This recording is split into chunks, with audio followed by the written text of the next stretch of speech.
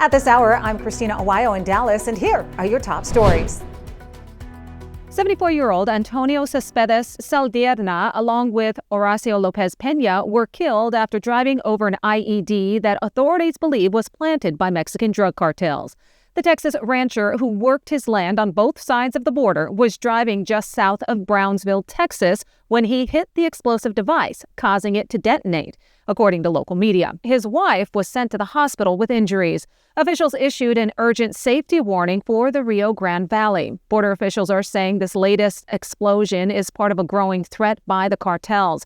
In fact, cartels have authorized the use of drone explosives against CBP personnel and U.S. law enforcement officers at the southern border and have been making violent threats on social media, threatening to kill ICE agents, according to a pair of memos sent out by CBP.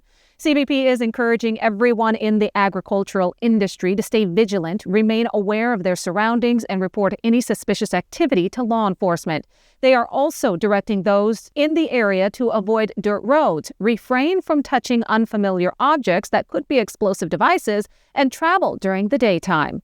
Ukrainian officials are saying Kiev has agreed to terms with President Donald Trump on a minerals deal that they hope will pave the way for a long-term security commitment from the United States.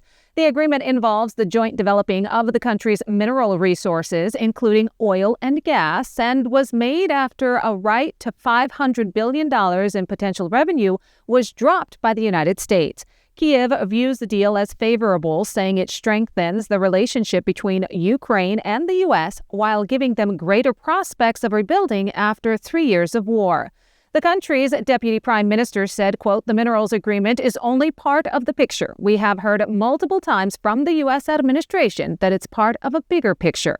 The final version of the agreement would establish a fund into which 50% of the money from the future monetization of state-owned mineral resources would be contributed by Ukraine, including oil and gas and associated logistics. The fund would invest in projects in Ukraine. White House Press Secretary Caroline Leavitt talked about the mineral deal during a news conference on Tuesday.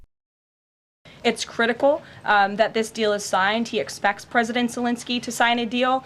This is to recoup American tax dollars that have been funding Ukraine's national defense. And it's also great for the Ukrainian people who have been put through hell because of this war. And it will create a lasting economic partnership as Ukraine will need to rebuild their country because of this brutal war. That's what you need to know at this hour. In Dallas, Christina Aguayo, Salem News Channel.